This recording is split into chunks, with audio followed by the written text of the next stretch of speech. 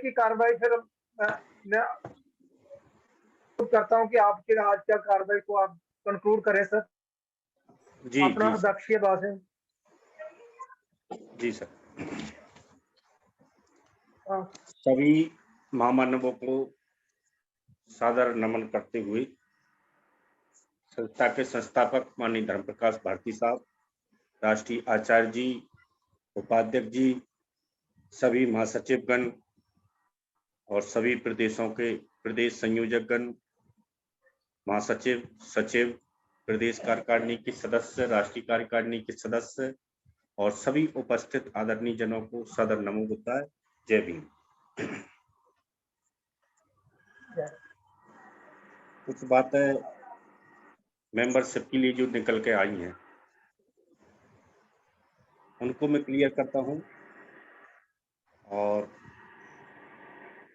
2009 से लेकर 2021 तक के पूरे राष्ट्रीय अधिवेशन मेरे द्वारा अटेंड किए गए हैं। और अभी जो हमारे बीच में बोले थे डीपी गोलिया जी, दया प्रसाद गोलिया जी, 2009 में इनके द्वारा ही मुझे आरबीएम को ज्वाइन कराया गया था। पेशे से इंजीनियर हैं और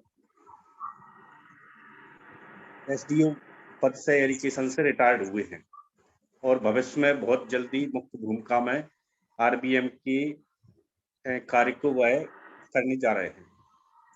उनके द्वारा ही मुझे राष्ट्रीय अधिवेशन 2009 में जोड़ा गया था और 2009 से 2021 तक के सभी राष्ट्रीय अधिवेशन मैंने अटेंड किए हैं और मेरे पास इन सब का अनुभव है।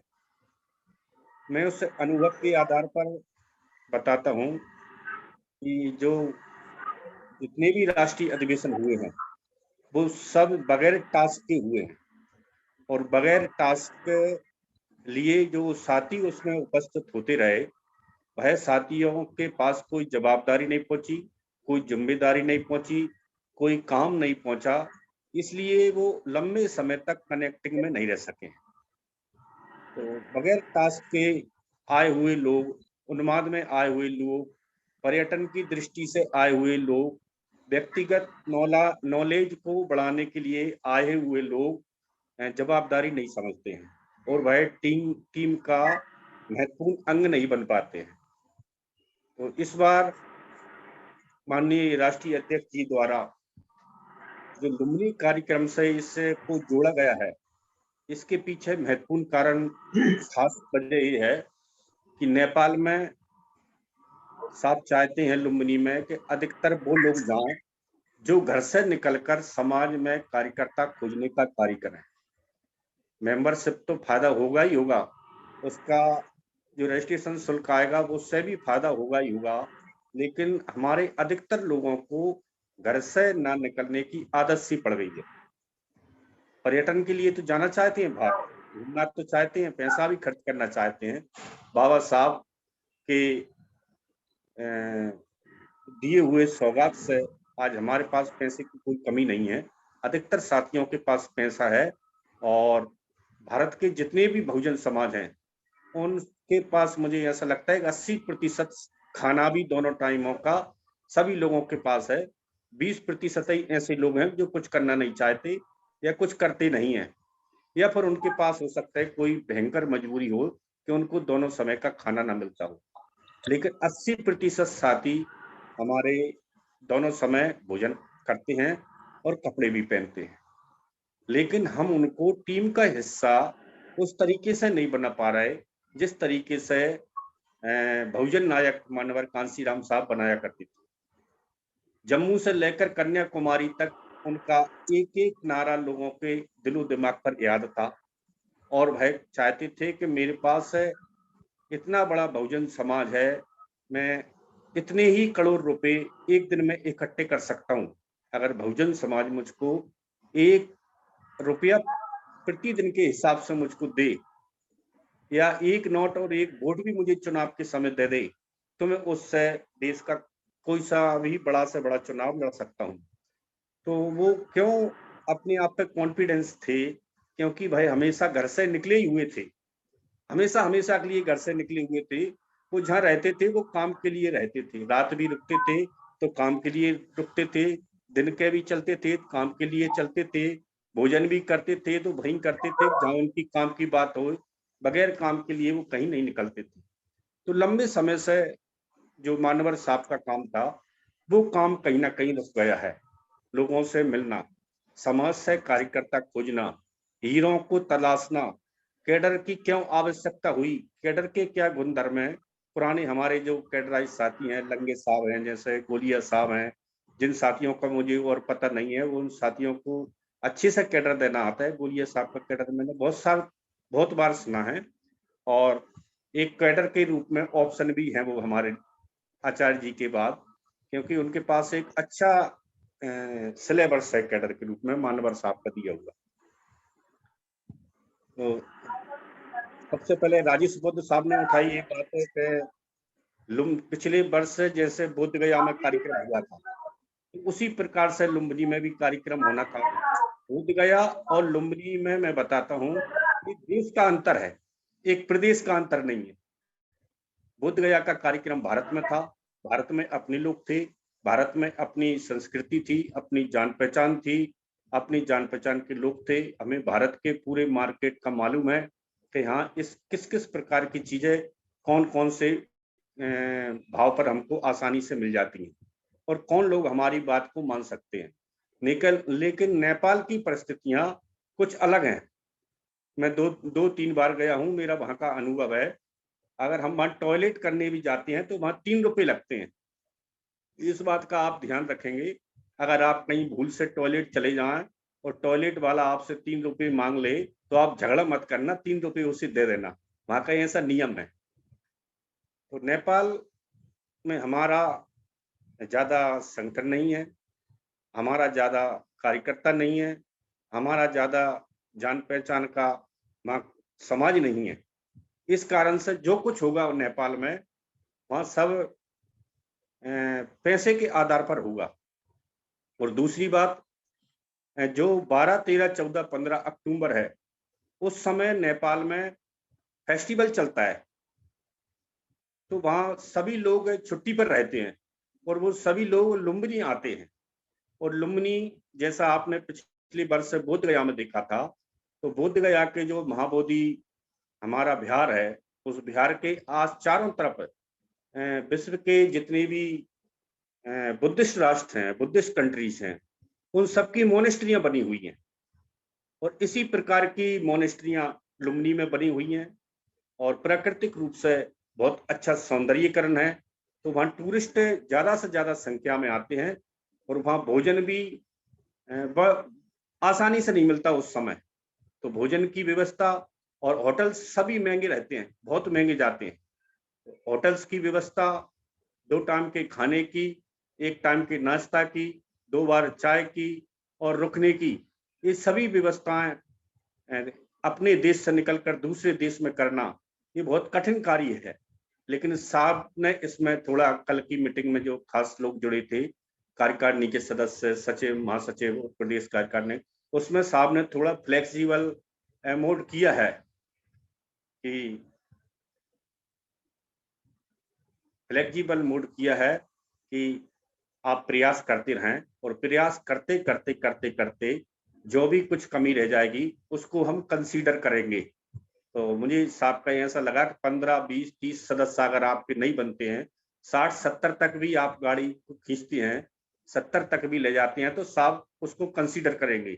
और हो सकता है आप प्रयास करते करते 100 भी कर सकते हैं। और इसके पीछे साहब का यही मकसद रहा है कि एक टीम तैयार होकर आए और हमारे लोगों की जो घर से ना निकलने की आदत पड़ी हुई है वो निकलने की आदत डल जाए। और एक और बात राजेश जी ने बताई कि मैं सही बनाने में बहुत दिक्कत महसूस कर रहा हूँ। फर्जी तो 2 दिन में बना दूंगा, किसी के भी नाम लिख लिख के और 10,000 रुपये जेब से दे दूंगा। तो ये वो एक कहावत चलती है, उस कहावत जैसा हो जाएगा कि एक निर्णय लिया गया एक कहावत में कि एक बड़े बर्तन में सब दूध इकट्ठा करेंगे और सुबह सुबह सब 1-1 लीटर दूध लाके उसमें डालेंगे। तो मेरे जैसे चालाक आदमी ने सोचा कि कौन देखने वाला है, मैं जल्दी से उठ के सबसे पहले पानी डाल आऊंगा। अब मैं ऐसी सोच रहा हूँ तो फिर सब ऐसा ही सोचेंगे। तो सबने ऐसा ही सोचा कि सब सुबह जल्दी उठेंगे और हम एक एक लोटा पानी डालेंगे, देखने वाला कौन है। बाद में सब दूध डाल देंगे तो दूध और पानी मिलकर सफेद सफेद दिखने लगेगा। लेकिन सबकी मानसिकता ही ऐसी हो गई तो सब जल्दी उठ के 4 बजे सब एक एक लीटर पानी डाले आए और सुबह जाके उसमें देखा तो दूध था ही नहीं, सबका पानी पानी पानी पानी। तो राजेश जी की ये शंका भी बहुत सही थी, उनका अनुभव भी सही था कि मैं फर्जी तो बना सकता हूँ, सही बनाने में थोड़ी दिक्कत जा रही है। तो आप प्रयास करते रहें और जितना आप प्रयास करें उतना करें। और जितना वहाँ का खर्च है, खर्च में बहुत ज़्यादा से ज़्यादा कटौती करते हुए, बहुत समझौता करते हुए, बहुत रीजनल दामों पर हमने वहाँ पे, साहब ने जैसे कल बताया था कि वहाँ की जो उप मेयर हैं वो हमारी बुद्धिस्ट हैं। आज से 500-600 वर्ष वो इधर से गोरखपुर से ही जाकर वहाँ रुक गई हैं। लुम्बिनी की जो नगर परिषद है, उस नगर परिषद में वो उप मेयर हैं, तो उनके द्वारा भी हमें बहुत कुछ हेल्प मिलने वाली है और वो वहाँ पर हमारे मुख्य गाइडेंस रहेंगे। उनके द्वारा हमें बहुत सारी जानकारियाँ वहाँ की मिलेंगी और घूमने में आपको बहुत सुविधा होगी। आप जब लुम्बिनी के आसपास का परिसर देखेंगे, लुम्बिनी में जहाँ सिद्धार्थ गौतम का जन्म हुआ, वो जगह देखेंगे, वहाँ का माहौल देखेंगे और विदेशी पर्यटकों को देखेंगे कि विदेशों में बुद्ध को मानते क्यों हैं। तो इसके पीछे कारण एक है, धम्मपद में एक चित्तबग्गो नाम का पाठ है, चित्तबग्गो। तो चित्तबग्गो में उसका पहली जो गाथा है उसमें चित्त के ऊपर यानी मन के ऊपर कहा गया है कि मन हमेशा हमारा फंसा रहता है, बहुत से कार्यों में फंसा रहता है, बहुत सी उलझनों में फंसा रहता है, बहुत सारे क्रियाकलापों में फंसा रहता है। तो उस चित्त को निकालना बुद्धिज्म का काम है, यही बुद्धिज्म का काम है। और बुद्धिज्म अधिकतर मन पर ही कॉन्संट्रेशन करता है। बाबा साहब ने भी सम्यक सवानी में लिखा है बुद्धेन धम्मम में, कंसंट्रेशन ऑफ माइंड, बॉडी का नहीं लिखा, लेकिन हम अधिकतर ये समझते हैं कि समाधि का मतलब बॉडी को समेट के बैठ जाए, जबकि कंसंट्रेशन ऑफ माइंड जो हमारा भेजा है तो इसको हमें बस में रखना है। लेकिन आज का जो हम दौर देखते हैं और हमारे लोग देखते हैं, हम इसको बस में नहीं रखते बल्कि इसके बस में हम रहते हैं। तो एक वर्ग ऐसा है जो इसको हमेशा फंसा के रखना चाहता है, लेकिन बुद्ध और बुद्ध के फॉलोअर और इसको अम्बेडकरवादी लोग, तर्कवादी लोग, वो इसको आजाद करना चाहते हैं, इसको निकालना चाहते हैं। लेकिन एक वर्ग ऐसा है जो इसको फंसाए रखना चाहता है। चित्त के बस में जो लोग हैं वह सांसारिक दुखों में जीवन जीते हैं और कहीं ना कहीं चित्त को बस में जिन लोगों ने किया है वह आज सुखी महसूस हैं और मनचाही, शुद्ध सरल परिभाषा है कि मनचाही का होना सुख है और मनचाही का ना होना दुख है। ये मन के ऊपर निर्भर करते हैं। तो इनसे निकलने की आर्ट ऑफ लिविंग जो आजकल बहुत लंबे समय से चली आ रही है, जो बुद्धों की परंपरा है कि जीवन शैली कैसी होना चाहिए। तो चित्त के बस में हमको नहीं रहना है, बल्कि चित्त को अपने बस में करना है, नियंत्रण में करना है। ये बुद्धों की शैली है और सुखी रहने का एक साधन है। तो हमारे पास लंबे समय से एक ऐसी टीम नहीं है कि जो हमको बुद्धिज्म के बारे में बताए, बुद्धिज्म के बारे में अच्छे से ज्ञान कराए और समाज को एकत्रित कहना कैसे होना है। ये मानवर साहब की बहुत सारी बातें, जो हमारे सीनियर साथी हैं, लंगे साहब हैं और भी साथी हैं, उन्होंने मानवर साहब का दौर और कार्य अच्छे से देखा हुआ है। तो एक टीम की जो कमी महसूस पूरे भारत में की जा रही है, वो टीम अधिकतर कहीं है हमारी, तो वो एक हमारे काम में और लगी हुई है। तो सामाजिक जो कार्य था वो मानवर साहब के पास DS4 और बामसेप टूल्स ऑफ आर्म्स, जो टूल्स मानवर साहब ने बनाए थे, बामसेप और DS4 बॉडी तैयार की थी, वो बॉडी कहीं ना कहीं पिछड़ गई है। तो उन कार्यों को हमें करने के लिए सदस्यों की आवश्यकता है और सदस्य आप जितने ज्यादा से ज्यादा बनाएंगे वो सदस्य फिर आपको ऐसे समझिए कि 1/3 आपका कार्य करने का जो समय है, ड्यूरेशन है, वो 3 गुना हो जाएगा। अगर आप 3 अच्छे मेंबर अपने क्षेत्र में तलाश कर लेते हैं, तो फिर हमें माध्यम बनकर कार्य करवाना है। एक होता है कार्य का करना और एक होता है कार्य का करवाना। तो हमको कार्य को करवाना है और अधिकतर हमको नहीं दौड़ना है, कार्य को करवाना है। युवा साथियों को ज़्यादा से ज़्यादा मौका देने का जो कार्य है, वो देना है। अभी मध्य प्रदेश में 28 अगस्त का कार्यक्रम सतना में लगा हुआ है। युवा परिषद होगी, तो उसमें सिर्फ हमारे सीनियर साथी बैठकर कार्य करेंगे और युवाओं से पूरा सम्मेलन कराया जाएगा। पूरा कार्य युवाओं को ही करना है जी, हमको कार्य सौंपना है शीघ्र गति से, क्योंकि हम दूसरी लाइन तैयार नहीं करते हैं। इस कारण से कहीं ना कहीं फेल हो जाते हैं। हम में से अब 50% साथी उम्र दराज हैं और 50 से ऊपर के साथी हैं, 60 से ऊपर के साथी हैं, तो हम इनसे ज्यादा दौड़ने की उम्मीद नहीं कर सकते जी। हमको मार्गदर्शन कर सकते हैं, उनके पास जो जमा पूंजी है उसमें से हमको दान दे सकते हैं, हमारे नियंत्रण कर सकते हैं हमें गलत और सही चलने में। लेकिन हम इनसे कहें कि आप दौड़िए, रात दिन दौड़िए, तो ऐसे बहुत कम लोग हैं। जैसे आचार्य जी और भारती जी, आज उन्होंने बरदा में कैडर लिया और रात को निकलकर सुबह छत्तीसगढ़ पहुंच जाएंगे, वहां पे कैडर लेंगे।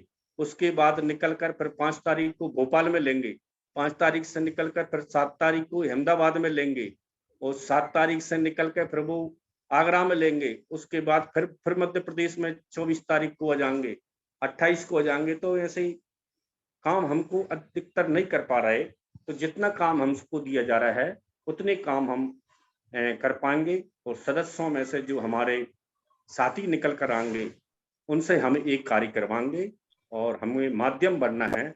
इसलिए सदस्यों की संख्या बढ़ाना बहुत जरूरी है। और एक और खास मकसद ये है कि नेपाल में ज्यादा साथी पर्यटन के लिए न पहुंचे। हम वहां उनसे कुछ बात करना चाहते हैं, घर से डिस्कनेक्ट करके दूर बैठा कर, लेकिन वो घूमने की इच्छा से आए तो वो घूमेंगे ही, बात नहीं सुनेंगे। बोध गया में ऐसे ही लगभग 100 साथी थे, वो बिल्कुल बैठे ही नहीं है कार्यक्रम में, वो घूमते रहे। कोई नालंदा चला गया, कोई उरुविला चला गया, कोई और कहीं चला गया, कोई और कहीं चला गया, कोई म्यूजियम देखता रहा, कोई महाबोधि विहार देखता रहा, कोई मार्केट में घूमता रहा, कोई कपड़े खरीदते रहा, कोई मूर्तियां खरीदता रहा। लेकिन जितने साथी का हमने बोध गया के कार्यक्रम में वहां बैठकर सुनने का जो कार्यक्रम बनाया था, उतने साथी वहां नहीं बैठे। तो इसलिए ये नेपाल का जो लुम्बिनी का कार्यक्रम है, इसमें 3 दिन टोटल बैठने का है। किसी भी सदस्य को बाहर नहीं जाना। इसमें बहुत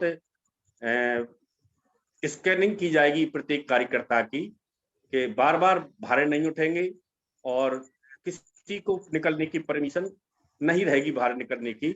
2 दिन आपका पर्यटन है, 2 दिन में आप अच्छे से पर्यटन करेंगे, इसलिए 5 दिन का रखा गया है। लुम्बिनी कार्यक्रम जो हमारा है वो 5 दिन का है, दूसरे देश में है, इसलिए इसका डबल चार्जेस आ रहा है। बोध गया का कार्यक्रम 3 दिन का था, 3 दिन में और 5 दिन में बहुत अंतर होता है। डबल सुविधा वो बढ़ जाती हैं, आवश्यकताएं, इसलिए इसको थोड़ा डबल करके देखा गया है। लुम्बिनी 3 दिन में और नेपाल 5 दिन में। एक तो हमारा देश नहीं है, ऊपर से हमारी जान पहचान नहीं है, और फिर इसकी समय अवधि भी ज्यादा होने के कारण प्रत्येक कार्यकर्ता पे ज्यादा से ज्यादा भार न पड़े, इसलिए आप 100 सदस्यों तक जाइए। जितने आप बना सकते हैं उतने बनाइए, नहीं बना सकते हैं तो जितना चार्ज वहां का बनेगा वो सब आपको अपनी जेब से करना पड़ेगा। किसी को रोकने की इसमें ऐसी मंशा नहीं है कि सभी व्यक्तियों को वहां जाने से रोका जाए, जबकि मंशा ये है कि अच्छे और इच्छुक और काम करने वाले लोग वहां ज्यादा से ज्यादा पहुंचे। और जहां पर सिद्धार्थ गौतम जो वर्ल्ड रिवोल्यूशनरी रहे हैं, विश्व उनके आंदोलन से चलता है, उनके बर्थ पैलेस को देखें, जहाँ पूरा विश्व के लोग आते हैं उस जगह को देखने के लिए। सम्राट अशोक भी उस जगह पर देखने के लिए गए थे। उन सम्राट अशोक की लाट वहां लगी हुई है लुम्बिनी में, और बहुत सारी चीजें वहां पर देखने के लिए हैं, आप देखेंगे। और इस सदस्यता को आप पूरे मन लगाकर करिए। इस सदस्यता से हमें नए कार्यकर्ता मिलेंगे और नए कार्यकर्ताओं से हम नए-नए कार्य करेंगे और आपको वहाँ पर जाने की भी किसी तरह से पाबंदी नहीं लगाई गई है। सिर्फ़ इसको इसलिए जोड़ा गया है कि इसके चलते लोग सदस्य बना लेंगे। पिछली बार भी 5 महीने तक सदस्यता की करने की बात रखी गई थी, लेकिन सदस्यता नहीं हुई थी। इसलिए इसको इससे जोड़ा गया है कि इस बहाने लोग सदस्य बना लेंगे और कोई आरबीएम की मंशा नहीं है इस कार्य में। 14 साल का मेरा अनुभव है। इस प्रकार का कभी सामने कोई कदम नहीं उठाया कि लोगों से इस प्रकार से सदस्यता कराकर 100 रुपए की धनराशि इकट्ठी की जाए। लेकिन अब ज़्यादा कार्य करने की आवश्यकता है, ज़्यादा लोगों को जोड़ने की आवश्यकता है। जब ज़्यादा लोग जुड़ेंगे, ज़्यादा कार्य होंगे, तो फिर थोड़े से धन की भी आवश्यकता महसूस होगी। बगैर धन के कार्य दम तोड़ जाते हैं।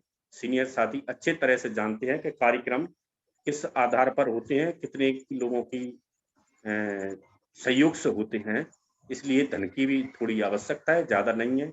आप लोगों को मोबिलाइज करें। इसलिए राष्ट्रीय कार्यालय द्वारा एक छोटा-सा हैंडबिल तैयार किया गया है कि हम लोग सदस्य क्यों बने। वो हैंडबिल आप दीजिए, उसके 4 जो बिंदु हैं, 4-5 बिंदु, वो आचार्य जी द्वारा तैयार किए गए थे बहुत पहले। उनको ही इसमें रखा गया है। उनमें कुछ और सदस्यता द्वारा एक अलग से चैप्टर मेरे द्वारा जोड़ा गया है। तो आप हैंडबिल को समझिए। अधिकतर साथियों को वो हैंडबिल आता है और लोगों को बताइए। इसके आधार पर हमको सदस्यता को बढ़ाना है। समय आज का लगभग हो चुका है। मैं आप सभी से अनुमति चाहता हूँ कि अब मैं वाणी को यहीं विराम देता हूँ। जय भीम, नमो।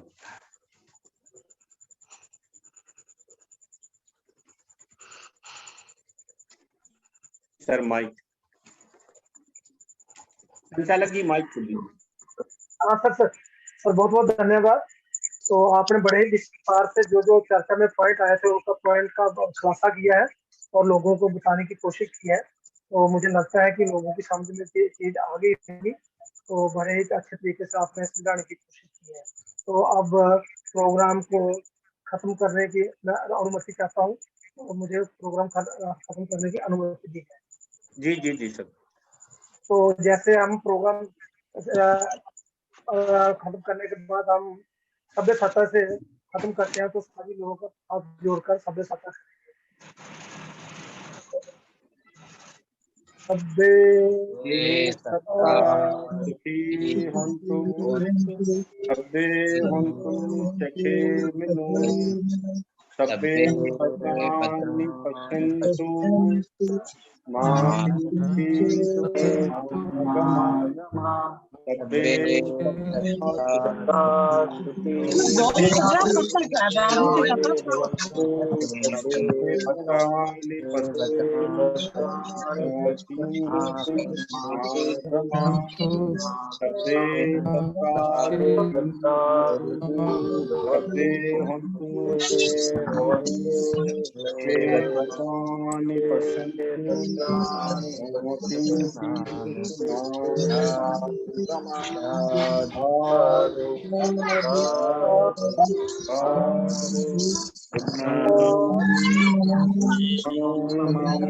नमो बुद्धाय।